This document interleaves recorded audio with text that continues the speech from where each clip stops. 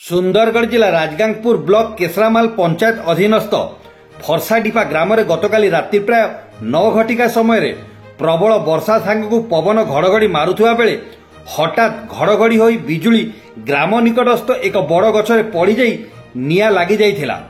ଉକ୍ତ ଗଛ ଆଖେପାଖେ ଗ୍ରାମବାସୀଙ୍କ ପୁଆଳ ଖୋଲା ଥିବାରୁ ନିଆଁ ଚାରିଆଡ଼େ ବ୍ୟାପିବା ଦେଖି ଗ୍ରାମବାସୀ ଆତଙ୍କିତ ହୋଇ ଘରଦ୍ୱାର ଛାଡ଼ି ପଦାକୁ ବାହାରି ଆସି ସ୍ଥାନୀୟ ସରପଞ୍ଚ ବିନୟ ଭୂଷଣ ବାର୍ଲାଙ୍କୁ ଅବଗତ କରାଇବା ପରେ 101 ଫୋନ ମାଧ୍ୟମରେ ସୂଚନା ଦିଆଯାଇଥିଲା।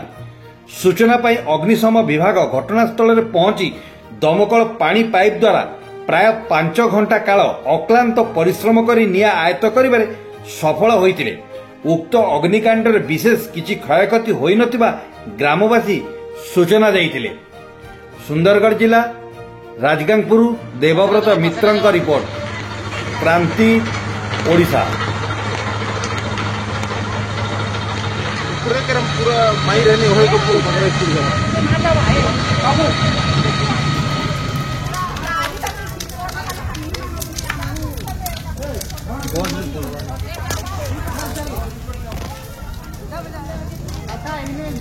उठो के तो लंबा नहीं।